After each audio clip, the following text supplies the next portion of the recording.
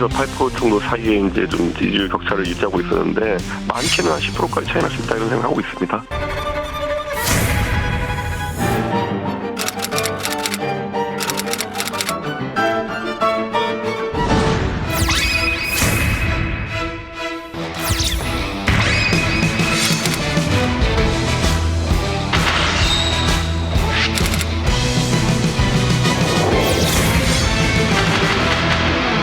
자, 이번 대선에서의 표차가 24만 7,077표입니다. 역대 가장 적은 표차로 승부가 난 건데 아무래도 이제 출구조사 발표가 나고 혹시나 뭐 지지 않을까 또 불안하셨을 것 같기도 하거든요. 두 후보 표차가 1%포인트 미만으로 초접전이라고 이제 출구조사가 발표가 됐기 때문에 그래서 그 당시에 이준석 대표 표정이 많이 좀 화제가 됐습니다. 지금 저희가 이제 화면에서 나올 텐데요. 출구조사 결과 발표된 직후에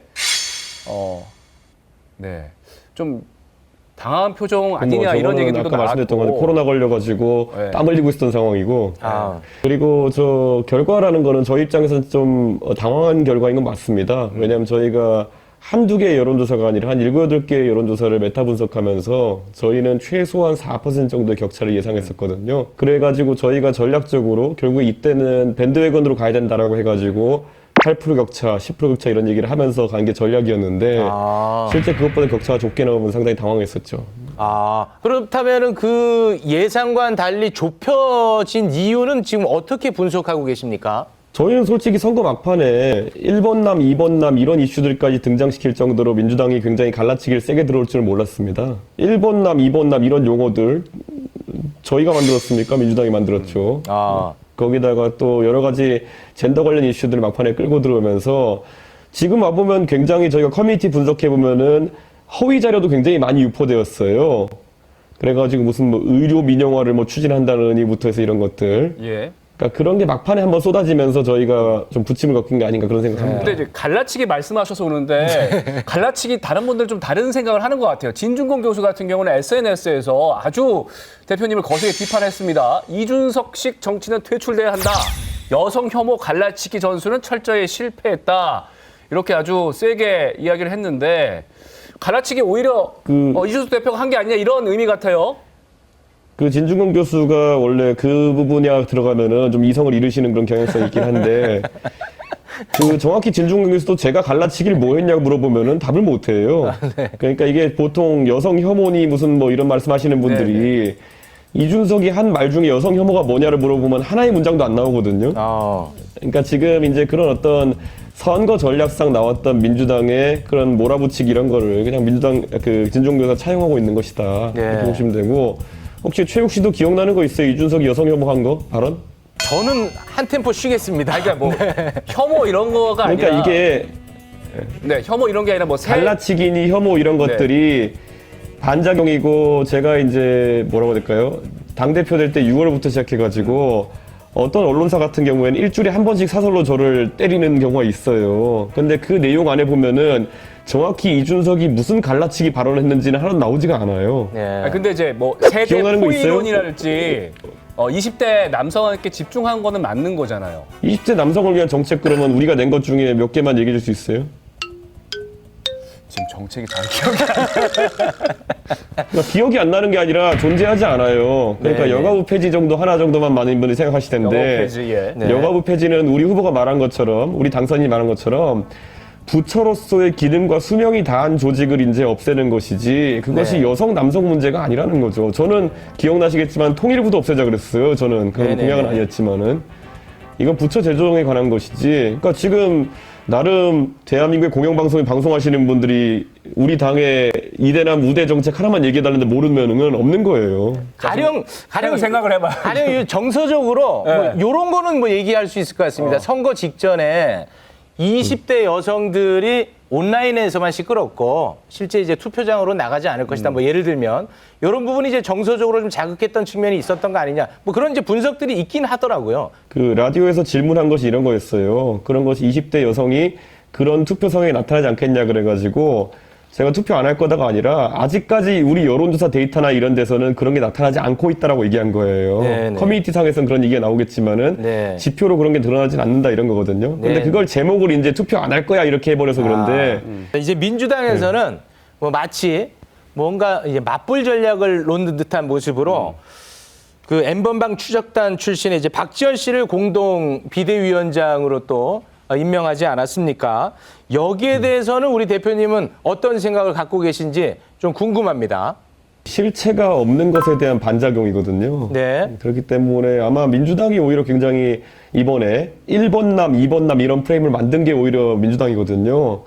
굉장한 젠더 갈라치기 시도하지 않을까라는 생각을 하고 있고 지난 서울시장 선거 때에서도 드러났지만은 20대 여성만 특별하게 여성의 당이라든지 기본소득당이라든지 이런 굉장히 여성주의를 강하게 하는 당들의 반응을 했어요. 그래서 15% 정도가 서울시장 선거에서 그런 표심이 있었는데 민주당이 이번에 그 표심이 좀 이전된 겁니다. 왜냐하면 심상정 후보에 있던 표가 그쪽 몰려간 것 같은데 네. 그걸 바라보고 정치를 하는 순간 아마 보편적인 정당이 하는 젠더 정책과 굉장히 다른 정책으로 갈 가능성이 높습니다. 그래가지고 네. 이번에 비대위원장도 새로 선임하고 했던데 과거의 여성의 당이나 아니면은 기본소득당 이런 곳에서 한 정책들을 그대로 받아들이겠다는 것이라면은 글쎄요, 저는 굉장히 좀 우려가 됩니다. 그 안철수 위원장의 그 총리 자리를 두고 지금 많은 분들이 좀 관심을 갖고 있는 것 같은데 안철수 위원장은 거기에 대해서 한눈 팔 여유가 없다.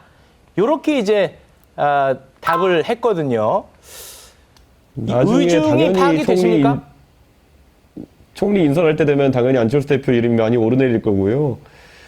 그런데 꼭 안철수 대표뿐만 아니라 이번에 처음 총리로 지명되시는 분은 민주당에 굉장히 강한 반발을 살 가능성이 있습니다. 특히 인준 과정에 있어가지고 180석을 가지고 이제 방해할 가능성이 있기 때문에 상당히 정치적으로 험난한 길이고 그렇기 때문에 도덕성이나 여러 측면에서 검증된 인사들이 총리로 가는 것이 중요하다 이렇게 생각하고 네. 저는 안철수 대표도 충분히 그 중에 한 분이 될 수 있다고 생각합니다. 정말입니까? 진정성 있는 표정. 진정성. 예, 알겠습니다. 제가 또 괜히 의심을 했네요. 괜한 말 네네. 필요 없는 것 같아요. 저런 게 대표님, 갈라치기라는 요거는 이제 거지. 대표님만이 답을 주실 수 있을 것 같은 질문인데요. 국민의힘하고 국민의당 합당은 언제 추진되는 겁니까? 제가 코로나 낫고 이제 들어가면요. 바로 그러면 그때 바로 이제 추진할 겁니다. 이미 한기호 사무총장에게 실무 작업을 준비하라고 이제 했고요. 예, 그래가지고 뭐 합당 같은 경우에는 늦출 이유가 없다. 지난번에 작년에도 저희가 협상할 때 예. 저희는 빠르게 하자는 입장이었고 네. 국민의당 쪽에서 좀 이제 여러 가지 조건들이 나오면서 좀 길어지다가 무산된 그런 게 있는데 저희는 언제나 환영입니다. 근데 일각에서 합당 이후에 안철수 위원장이 당대표에 도전할 수도 있다라는 얘기도 나오고 있던데 이 부분에 대해서는 어떻게 생각하세요? 전당대회는 누구나 나올 수 있습니다. 그 최욱 씨도 내일 당원 가입하면요. 다음번 전당대회에서 출마해가지고 겨룰 수 있습니다. 뭐 될지는 알 것 같지만. 네네. 자꾸 제 이름을 거론해서 아주 불편해 죽겠네요. 네네. 알겠습니다. 지금 이제 선거 전후로 해서 계속해서 핫한 이슈가 여가부 폐지 공약 아니겠습니까?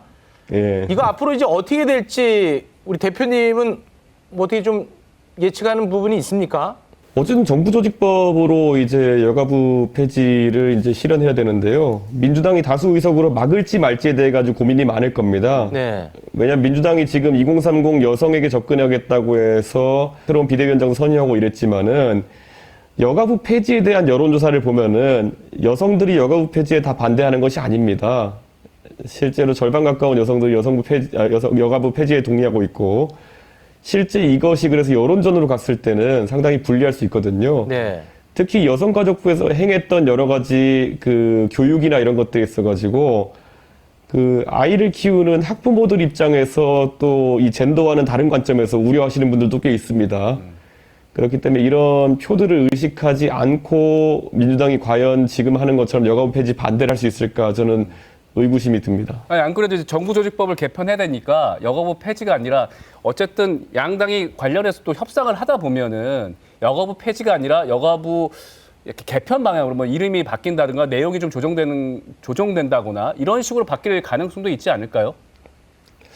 저는 근데 윤석열 당선인이 이 공약을 하면서 많은 고민을 해서 한 것이기 때문에 이것을 철회한다든지 열화시킬 가능성이 낮다 이렇게 보는 것이고 저는 민주당에도 윤석열 당선인의 성정을 잘하는 분들이 많다 이렇게 생각합니다. 그래서 항상 신중한 판단을 하는 사람이고 이걸 결정한 데 있어가지고 단순히 표만 바라보고 한다든지 아니면 분위기 타가지고 한 건 아니다. 예전에 민주당은 탈원전을 그렇게 했는지 모르겠지만은 저희는 여성가족부 폐지라는 공약을 걸 때는 굉장히 심각하게 했습니다. Stay